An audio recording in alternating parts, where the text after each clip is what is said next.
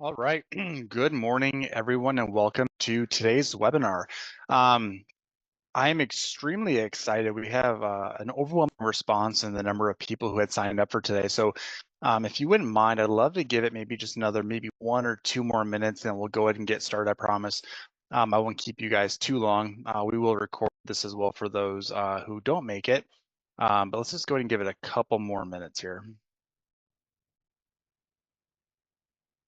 And for all those that are currently joining and kind of trickling in, we're going to give it a couple minutes and then we'll get started.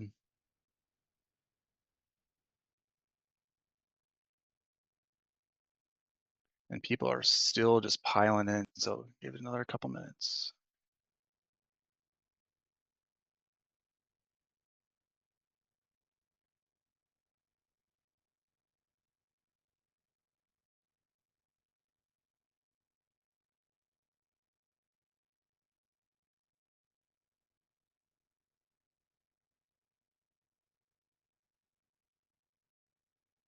The reason why I'm waiting a couple minutes, I'm a father of two, so I'm running on a lack of sleep for perpetually every time. So I have a strong chance I can't keep an eye on the attendee list and trying to talk while admit people at the same time. So for my own sanity and sake, let's just give it a couple seconds.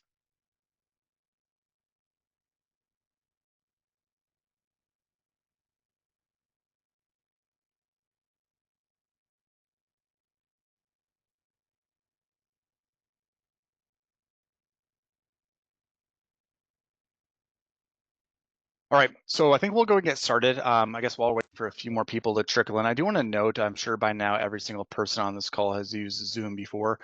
There's obviously a built-in chat section. It's very rare that you can get 50 to 100 people on a call at the same time, all of which in a very similar ecosystem, doing different types of scholarships, grant-making programs. And every one of you has unique experiences and insights and challenges that you may or may not be facing. And so I love to make these conversations as dynamic as possible.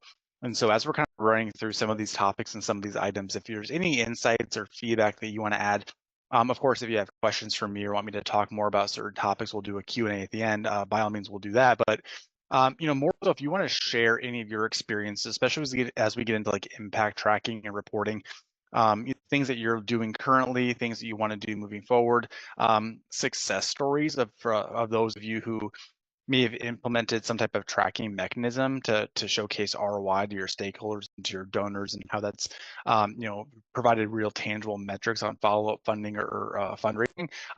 We'd love to see those success stories as well. So by all means, let's make this as dynamic as we can. That does kind of set the stage here just a little bit for what we're going to talk about today. So I'll kind of get into my real quick introduction here in just a minute. But today's entire conversation is one that I'm excited to talk about. It's a passion of mine, and it's all about how do we measure real, raw, tangible impact that we're having. My name is Kyle Frederickson. I'm the CEO here at Reviewer. We named our company Reviewer because we actually came from the same space as many of you. We were part of the review committee for a lot of these different types of programs. So kind of lived a double life. Initially, it was all done through paper. So for those of you who are still, collecting applications via hard copies or emails, and you're printing and you're downloading and you're physically mailing it out to your committee, my heart goes out to you. I understand the tremendous legwork that goes into that. We also started to live a second life, which is I think where a lot of people currently live, which is a lot of disconnected tools, right? So you might be collecting applications via web forms, you have to download them, you have to export them, put them into Google Drive. You're probably spending hours and hours a day in spreadsheets. And that's kind of where Reviewer comes into play, and what we built our software to solve is to build like a systematic approach to running scholarships from literally start to finish. And again, there's a reason why I'm going to give you this introduction, because the finish is the key point there. In order to help you guys, get out of spreadsheet, get out of downloading documents, and have a more centralized hub to manage the entire scholarship process, with the end goal on experience. And I use that term quite a bit. At the end of the day, the more time and energy that we can save you guys, obviously that's a huge win. Many of you are foundations or nonprofits. You wear a lot of different hats, and so I can very confidently say that managing spreadsheets and emails and downloading documents probably isn't the right hat that you should be wearing. And so obviously, if we can save you time, that's a huge win. You also make up a pretty small fraction of the program, though, right? So your applicants, your scholars, your review committees, your board members, your donors, your sponsors, they make up a much larger percentage. And so how do we elevate the experience for them, as well as kind of set the expectations moving forward of what we want to be doing as an organization? So, long story short, as a review member ourselves, we watched firsthand information get lost. We saw applications go to spam filters. We saw review teams actually sit down and go through review and scoring processes. They announced scholarship recipients. They cut checks to find out 6 months later that there were deserving applicants who never even got included in the review process. So, in a nutshell, that's why we exist. We work with thousands of organizations providing the end-to-end experience to run their scholarships. The reason why I want to have today's conversation, we'll kind of jump right into the nuts and bolts of what we're going to look at, is the importance of measuring impact. And we're going to get into like why it's important. My goal today is to provide you real, tangible takeaways that you can apply overnight to start to collect really important data from your applicants in order for you to be able to kind of go back and report impact. And it really kind of stems from a webinar we hosted back in early February, late January. And it was in regards to the federal funding freeze memo that went out, very relatable to grant makers, not necessarily scholarship providers.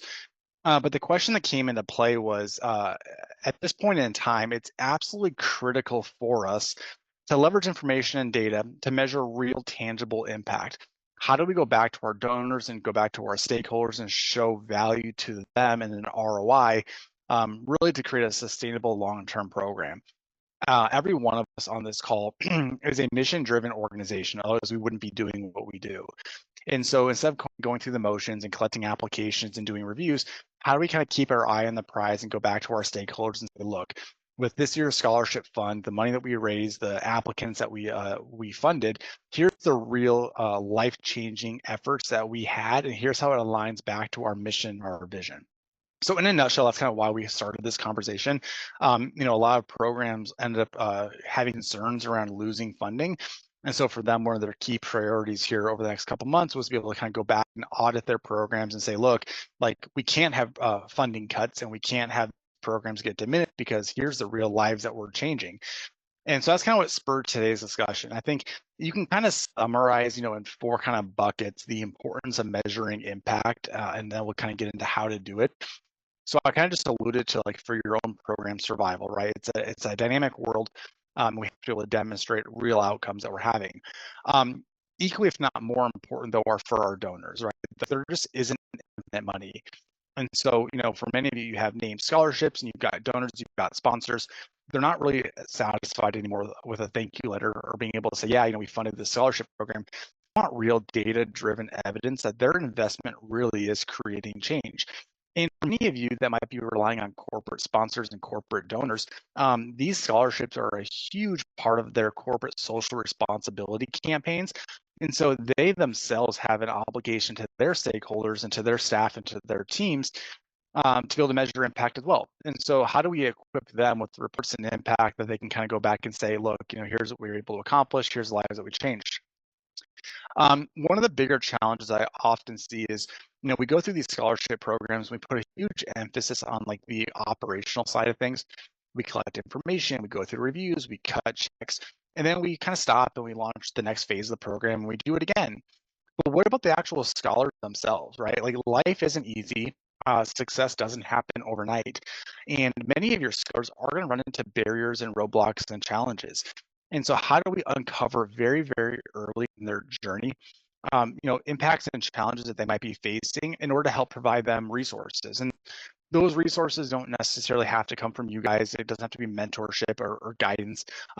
There's a million places out there. It could be within their own institutions, but resources are only valuable if we provide them. And so the idea here is to help identify who is at risk, who's in need, and kind of help provide, connect the dots for them, how they can get assistance.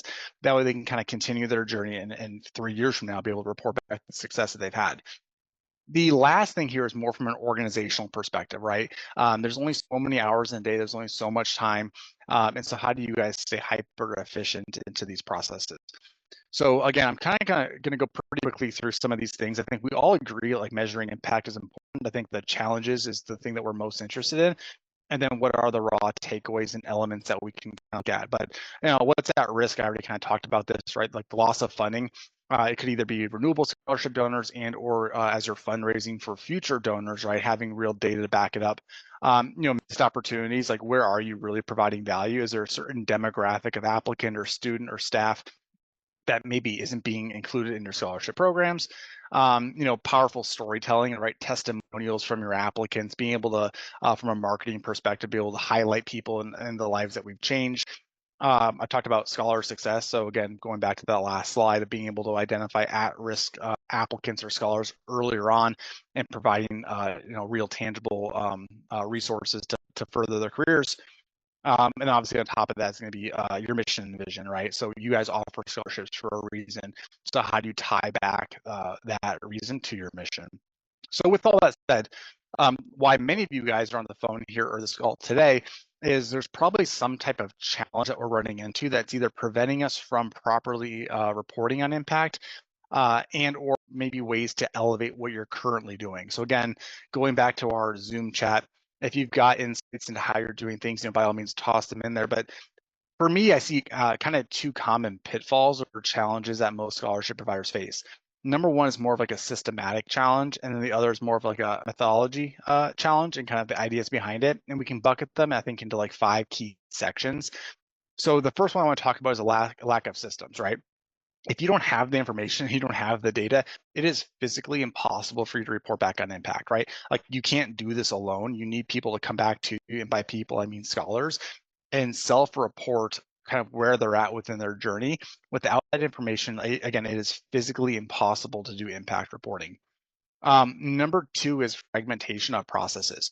And so a lot of times we kind of go through like, what does a scholarship life cycle look like? It's collection of information. We go through a review process. We award scholars and cut checks. And then ongoing data collection or conversations is very much done manual. So they might be sending you an email or maybe you're having physical phone calls with them. The challenge again with that is when you're trying to look at like a collective whole or year over year comparative data, without having everything kind of centralized and looped back together, it becomes again very impossible to measure impact. The other one I want to touch on is insufficient planning. So for you to think through like what does proper impact reporting look like, it actually starts with your scholarship design and how you collect data from your applicants, right? It's all about storytelling. So as people are applying to your scholarships, you're requesting some type of deliverables from them. It could be transcripts, it could be grades. You want to know more about like essays, tell us more about like how receiving a scholarship is going to change your life. What are you going to do with it? And that information in itself will power all future data collection from the scholars themselves.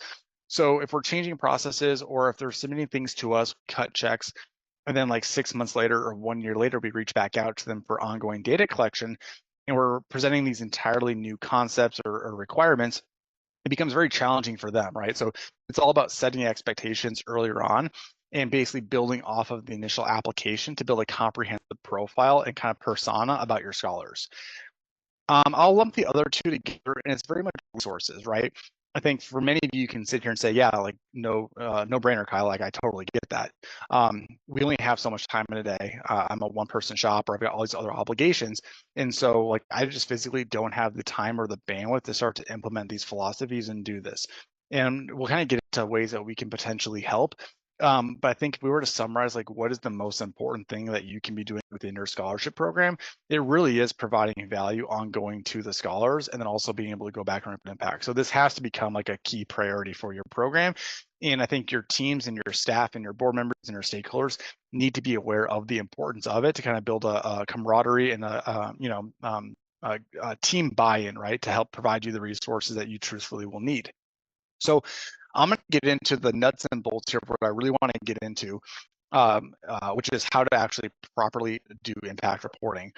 We are recording this. In fact, I didn't start recording yet for a reason. So I'm going to start recording here in just a minute. The reason why I didn't start recording is my goal at the end of today is to get you guys to a point where you can have something like this. And they are going to be your real-time kind of comprehensive dashboards, whether or not you use review or not, that you can have done for you that shows literally the success of your scholarship programs.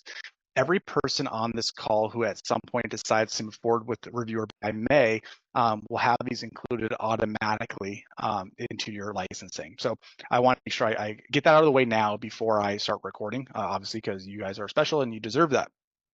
Okay. So on top of the systematic challenges, I think that come into scholarship management, the other is like, how do we properly do it? So the first item I put is for fire and forget. So not having meaningful follow-ups, right? Again, they have to tie back to your application structure. So without having like a structured follow-up approach, it means completely nothing. The other challenge I think we often run into is emotions, right? So we hear success stories or challenges from the scholars, and we let their storytelling from an individual basis dictate whether or not the scholarships were successful or not. And as much as I love storytelling, I love the emotion behind things, in order for us to be able to truthfully have change, it has to be data driven. With that said, that leads to the next bullet point here, which is overly complex. I've seen a lot of organizations sit down and try to come up with these crazy dashboards and all these kind of data points, and they get kind of too deep into the weeds, and they overanalyze and they overcollect, and becomes a barrier for applicants. And when it becomes too much of a barrier for the applicants, you don't get the data that you need to actually do impact reporting, and you get nothing at all. So you're back to square one, even though you really did go deep in the weeds and try to come up with these great ideas.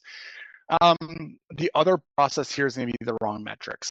And that's going to be a very polarizing conversation, because how you do your impact reporting is going to be very unique to each one of you. My goal is to provide you a proven framework that could be adopted by anybody. But I think at the end of the day, you really do need to look at yourselves in the mirror and say, look, like, what is our mission, our vision? How does this relate to our scholarship application? And any ongoing data collection from scholars has to align with that mission and vision. There's 60 plus people on this call today. Every one of you has a different mission vision, which implies that every one of you will have different kind of impact reporting requirements. So just kind of keep that in mind. So my goal here is to help you build your impact framework. And this starts with step one. And I want to break this into like a multi-phase approach. Phase one are things that you can literally implement right now overnight and deploy.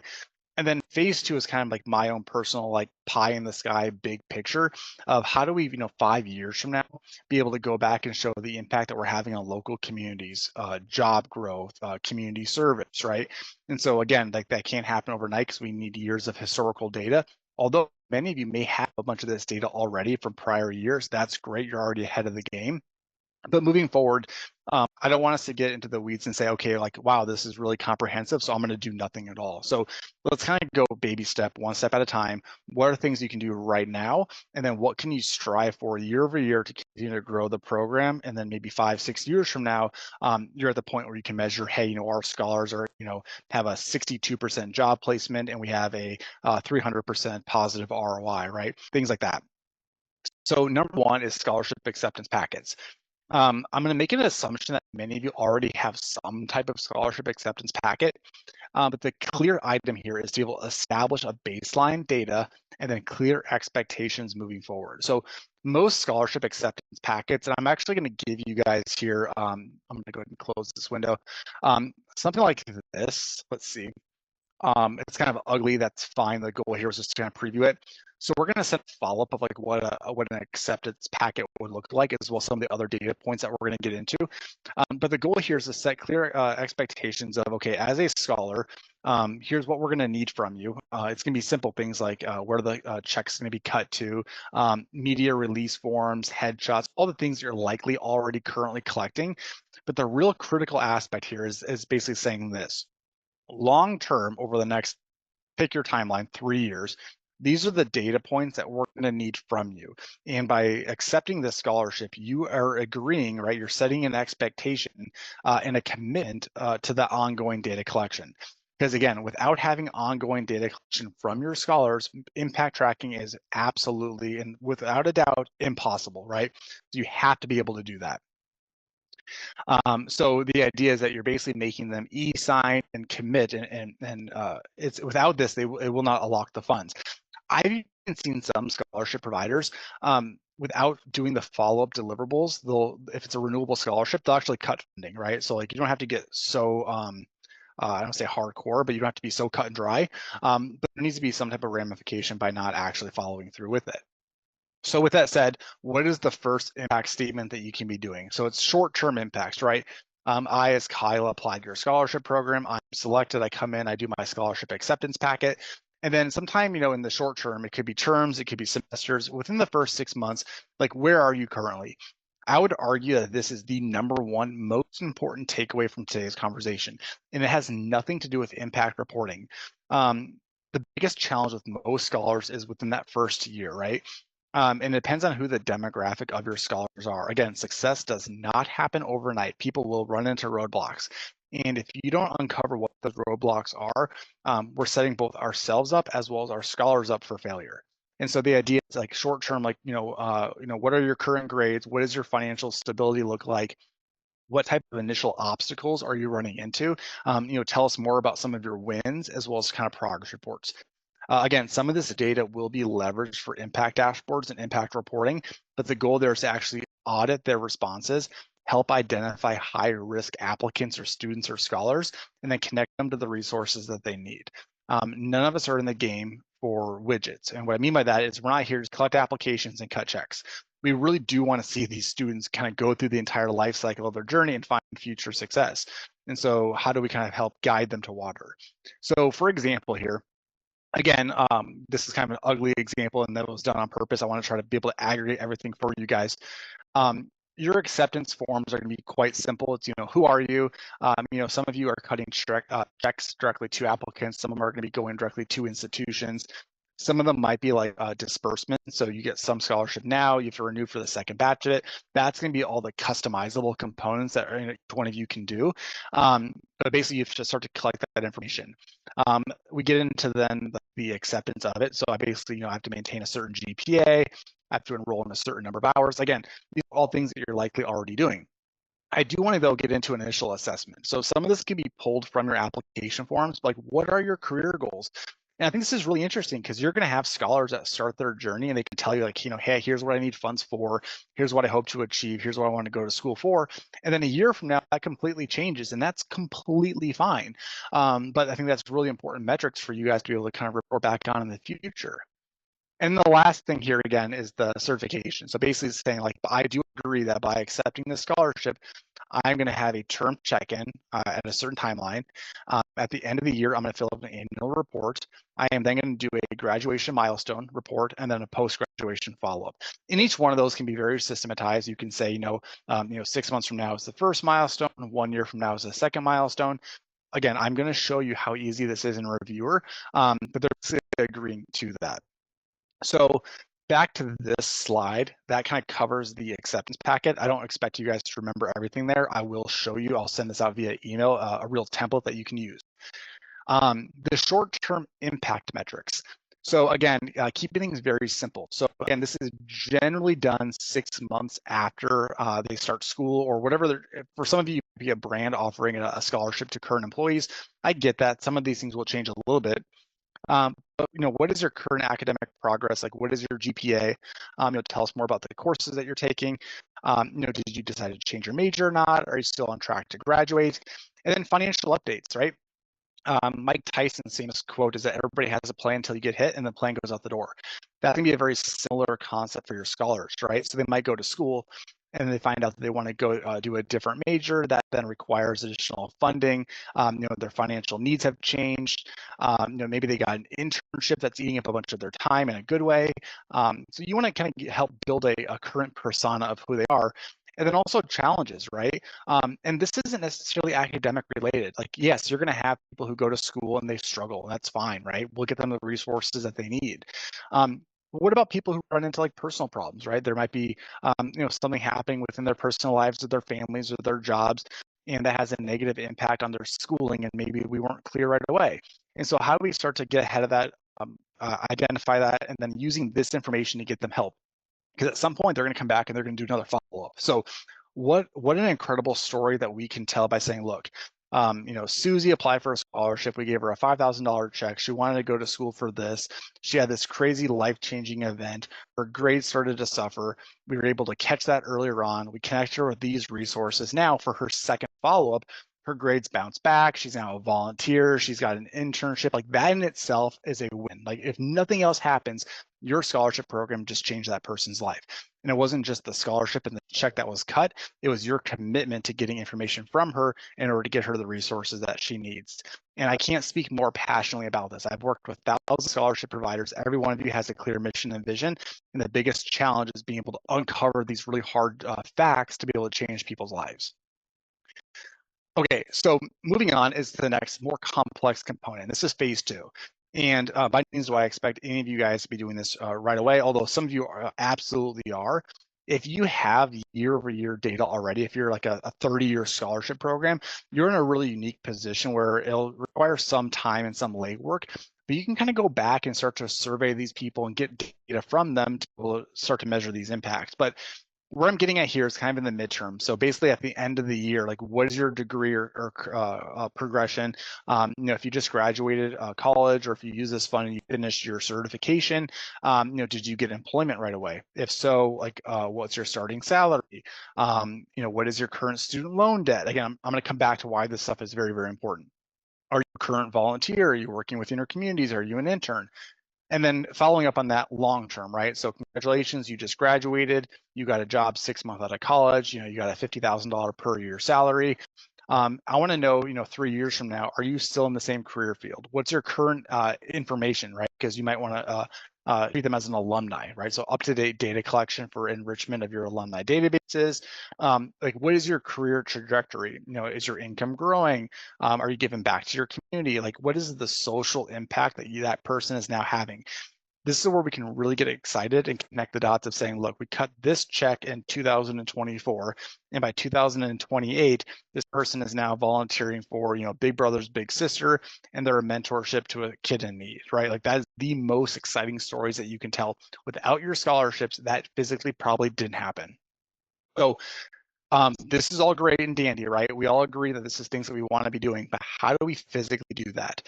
And so my goal here is to kind of show you practical guidance on real impact reporting. Again, I'm going to give you some of these templates. So going back to this, here's your annual report. So again, your midterm report is trying to get ahead of any potential challenges to provide guidance. At the end of the year, how can we be able to prove that the guidance that we provide is actually kind of change the trajectory of that student? I also think it's really important for some of you that have like renewable scholarships, or if it's a multi-year scholarship program, like maybe it's okay the next year to have less new scholars, but instead provide follow-up funding and resources to existing scholars, because you might have somebody who comes in and says, look, like my housing and meals went up by 40%, tuition went up by 5%. While that initial scholarship was extremely helpful, like I'm now at risk because I physically cannot afford my journey. You've already invested so much time and energy and resources into that person that I don't think it's fair for us to start to worry about the next phase of scholars. Let's help that person individually kind of further their journey.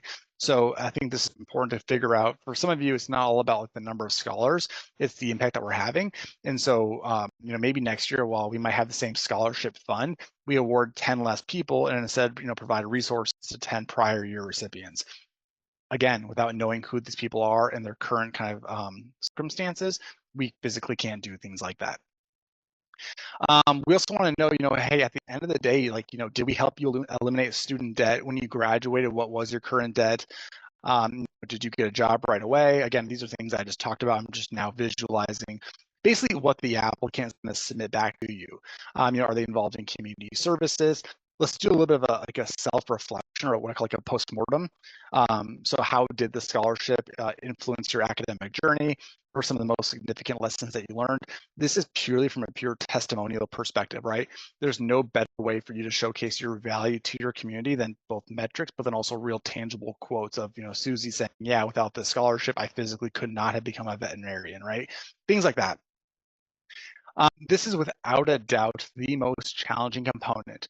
And that's like the post-graduation milestone. So again, like, did you get a full-time job? Did you decide to go to the military? Are you going to go to graduate school? Are you taking time off? If you did get a job, like, what is your starting salary? Now, what is your salary? Things like that. The reason why this is challenging, and it's not from a pure process perspective, right? Like the applicant just simply fills this out. It requires them now over the course of 3 years to continuously come back to you to submit these deliverables. I do believe that there will be some attrition and some people who don't fill out the long-term postmortems, and that's okay. I think, again, setting the expectations very early on with that agreement and the scholarship acceptance packet does increase the likelihood of that. At the end of the day, though, the only way that this works, the only way that you can get a student or a scholar to come back and do these self-reporting tools is to lower the barrier for them, right? There's other obligations they now have. This person might be married, they might have 2 children, they have a full-time job. How can we expect them to take time out of their day to submit stuff to you when they've already graduated and used the funds, right? So you have to lower the barrier and make success easy for both of them and you. So with all of that said, I want to do 2 things now. My goal is to keep this to about 30 minutes. I love doing Q&As. Is kind of visualize like, what does this look like?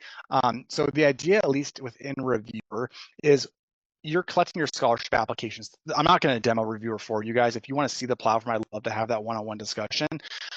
This is a test account here, but let's just say hypothetically, let's say that Bradley Burns here is a scholar. What he or she would actually do is she would come back into his or her profile and they can see all of their content, right? So this is the initial scholarship application that was filled out. We've got some communication tools. All of the file uploads that he or she ever submitted shows up in this list. They get all embedded. So that's where resumes and transcripts and references live. The thing I want to show you, though, is called supplemental forms. Again, for those of you on today's webinar that decide to work with us by May 1st, you will get all of this stuff included with all of your licensing. And in fact, we'll also load in our templates as well. So all those frameworks that we're looking at here, we'll load those in. You can customize them to your own. We'll kind of give you, if you don't do anything at all and you just leverage that framework, you're going to be in a really good position. But what they're going to do is they're basically going to come in here and they're going to say, hey, you know what, I want to fill out the postmortem, or I want to do the mid-year check-in. They simply click from a list what they want to fill out. Let's see here, I was already on another example. And then they just simply click edit, and then it pulls it up for them, right? And they just fill it out right in Reviewer. As soon as they're done, they submit it.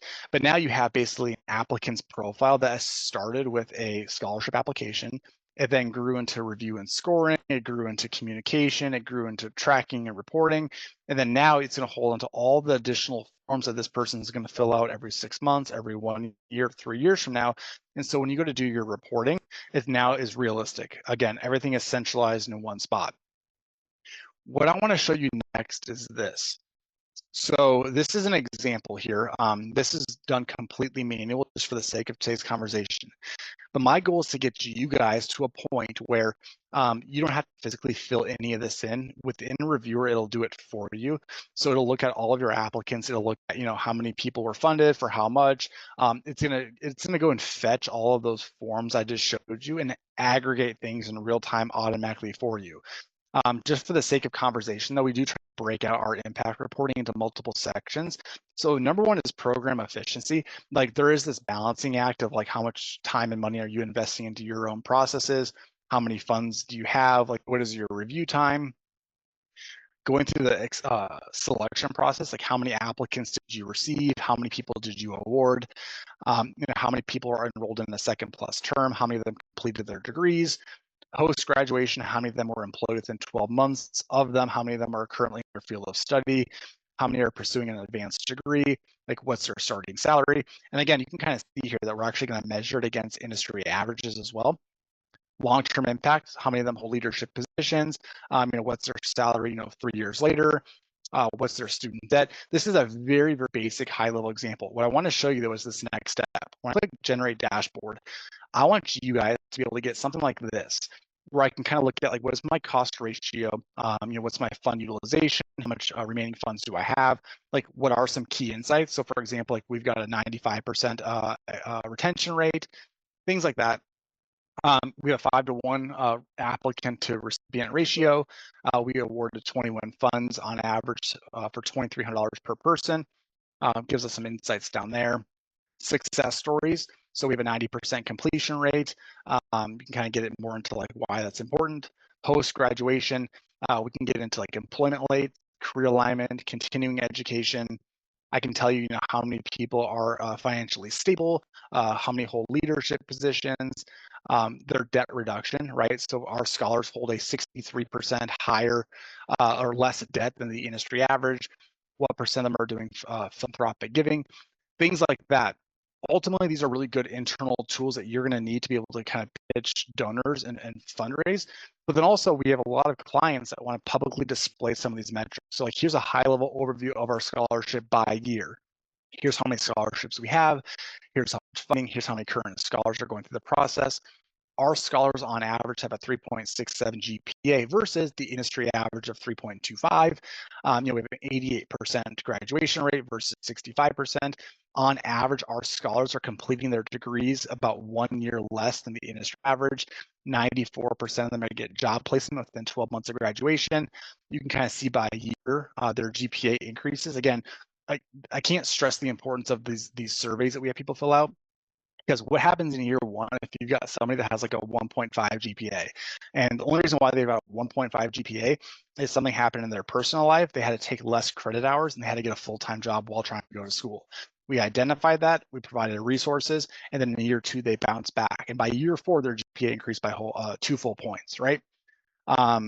Community impact, right? So how many of our scholars are community service? How many of them hold leadership positions? What raw tangible impact are they having on their local communities, which is my number one favorite metric that we have? What's their average student loan debt compared to the average, starting salaries? And then for you, like, what is the ROI, right? So if I'm a donor, like, what is the ROI that we're having on our local community? So I ran this all pretty quickly. I wanted to preview like what the end result theoretically could look like for you. By no means are you filling out calculators. All of these dashboards in theory would be done automatically for you based off of those forms. So kind of the raw takeaways here from today.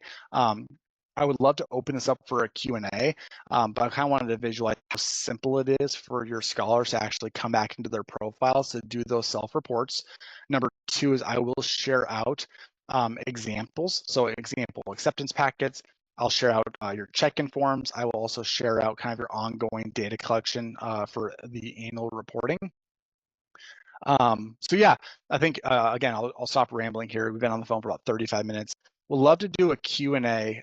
Again, whatever questions I can answer for any of you about the platform, about my experience about the topic today, or if you've got insights that you want to share about your current programs, things that you've seen, things that you're doing, how you're doing this, like what is your follow-up sequence, right? Are you doing once a year? Are you doing just one follow-up 6 months later?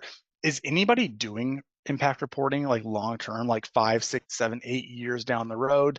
I think that would be super valuable for the 60 plus people who are still on the call today.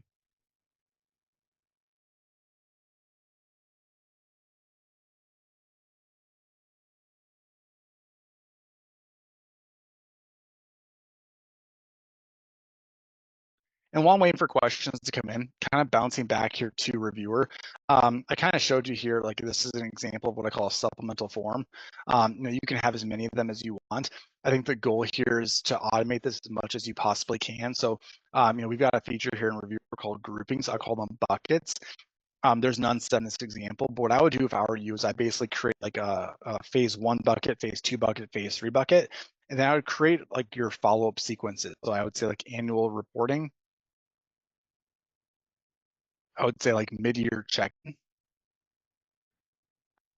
then what happens is as people apply and you kind of go through their journey, they just move from one bucket to the next. And then once they get to the bucket called, say, for example, mid-year check-in, we'll leverage automation that basically would notify the applicant saying, hey, it's time for your mid-year check-in. And that's when he or she would just log back into their account.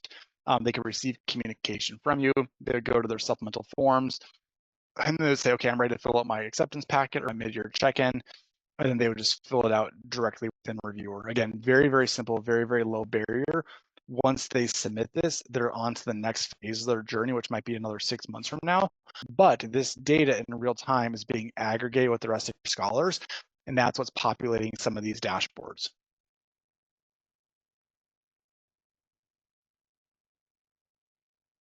Questions?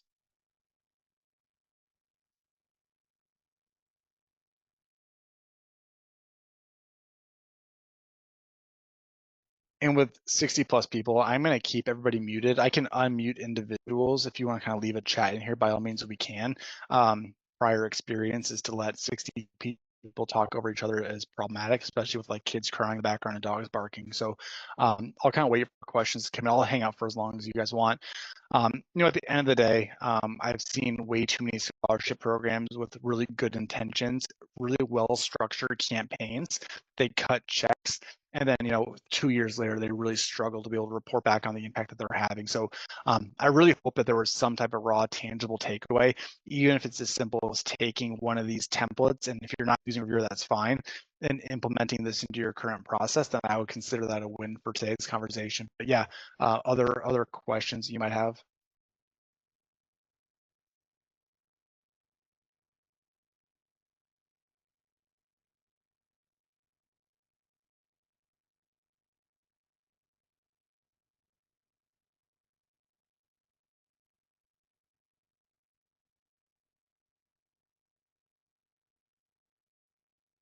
And again, while I can wait for more questions, if any come in, what we're going to do for you guys is give us probably a day.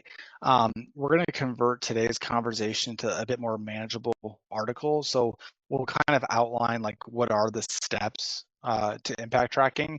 And like I said, we'll literally give you these templates. So each one of these will be its own template that you can take and you can modify. I'm also going to try to set this up for you as well. Again, without using a reviewer, having this pulled in automatically is going to be impossible, right?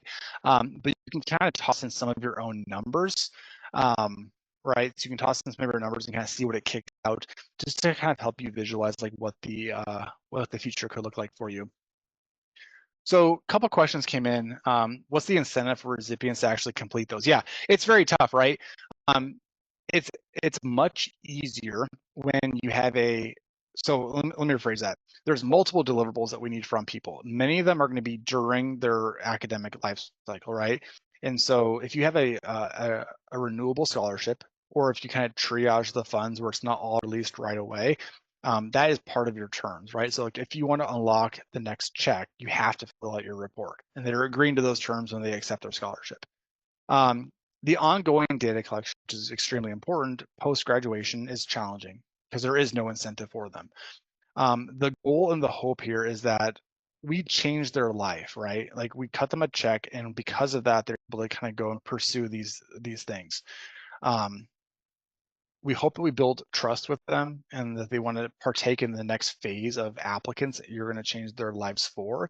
And that hopefully is enough to entice them to come back. We can't guarantee at that point the funds have been used, they've already graduated, they have no obligations to you. So that's where it becomes more challenging. And in full transparency, your long-term impact, like you're not going to have data from everybody, and that's okay. The more data that we can, the better.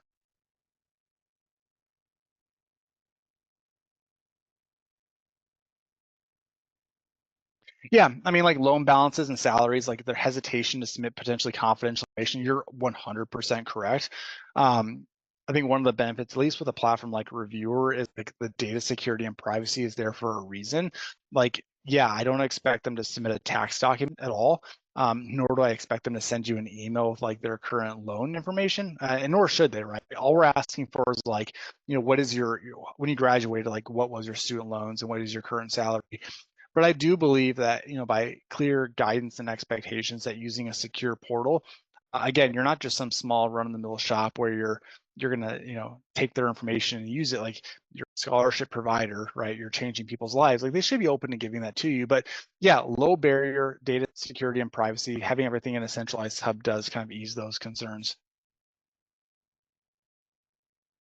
So the question came in around integrating our templates with like an existing CRM. Unfortunately, in order for you to kind of go from end to end, like you kind of have to have everything in one system together. Now, could you migrate data into Reviewer? Yes, you bet.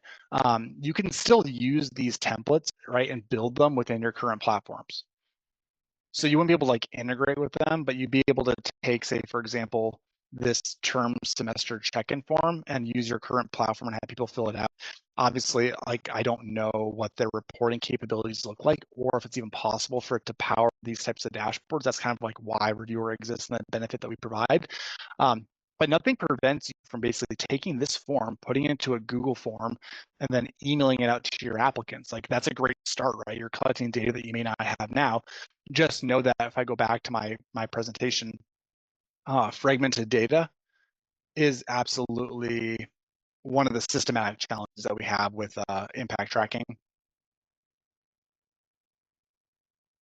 So a question came in around, is this intended for data collection for scholar recipients, or is it used for the application process? So yes, to that question, my goal today was to primarily focus on one of my pressing topics, which is how do we measure impact? Again, just something I'm very passionate about.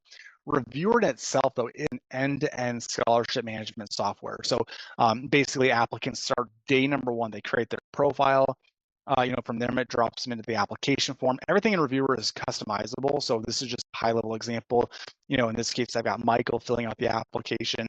We have a matching tool as well. So for those of you who might be larger programs that have multiple scholarships, you can either verify eligibility, or in this example, we're building a real-time persona.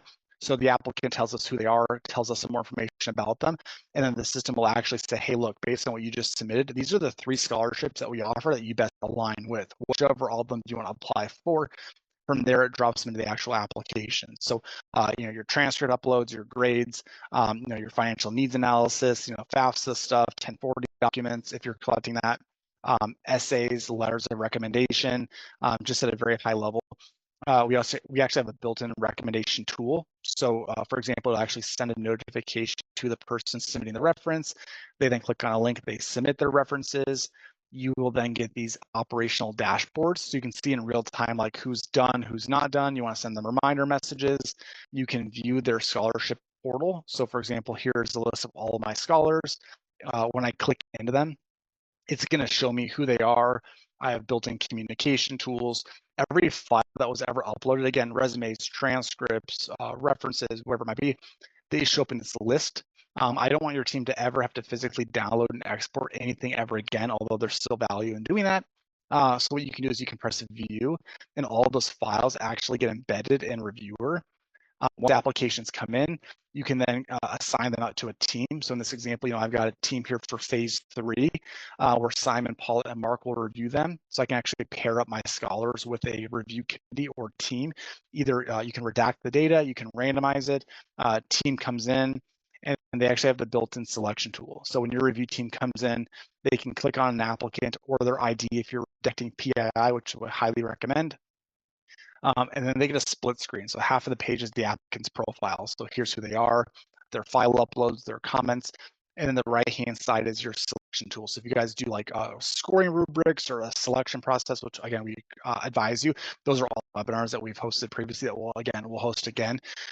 Once the review team is done evaluating the scholar, the system will actually kick out these leaderboards.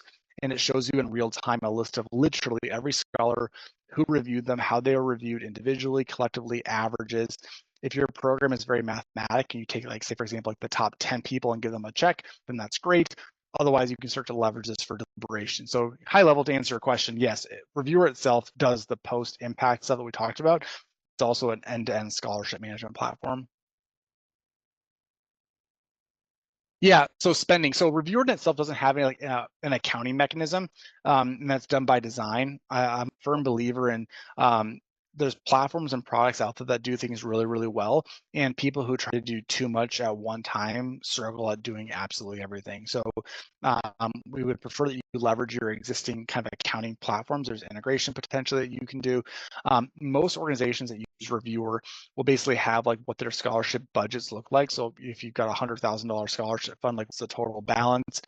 And then on a per scholar basis as you're awarding them, and that's not done at one time, it can be over time as well.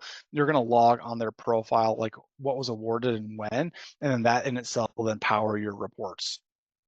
But it doesn't actually track like when a check gets cut, like a real-time balance. You have to report that, right? Because we're not the accounting platform.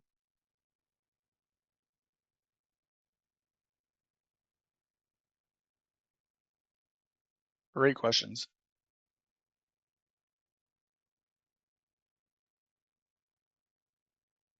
So I'll hang out for as long as you guys want. So any other questions that come in, don't be shy.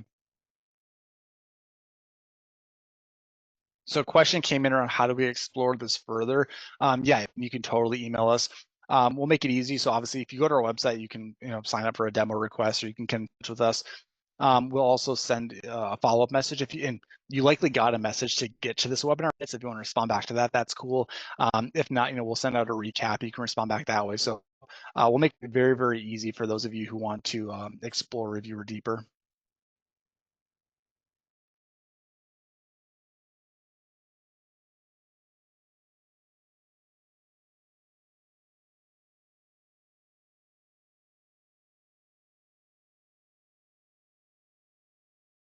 And then for those who are still hanging out, I really do not just appreciate you kind of signing up and attending today, but also your participation. Um, you know, we built Reviewer because we in ourselves are a mission-driven company. Again, we named it the Reviewer for a reason. That was the life that we lived. We served as part of the review committees. So we're not just your typical software company that built a bunch of tools. It was really built by the people, for the people. It's your insights and your feedback that both drives the features. But we're also a very education-based organization. Um, what I love about this space is that we're not competing with one another, right? We're all here to change people's lives. And so more value that we can provide through best practices and insights and emerging trends, it just elevates the space in general. And we only know what we know, right? We're fortunate to have thousands of organizations that use the platform and bring to us challenges that they're facing, not necessarily from a technology perspective, but for example, like, a year and a half ago when we had the giant FAFSA fiasco, right?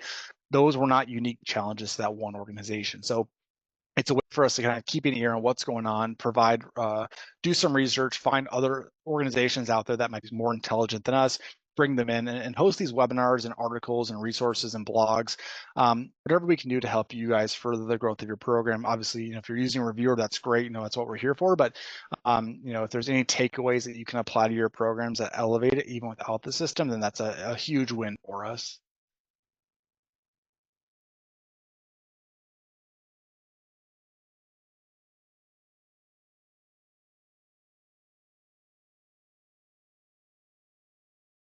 So we're about an hour in, and we still have couple dozen people here. So again, I'll hang out for as long as you guys want. But again, really appreciate everybody's time and participation today.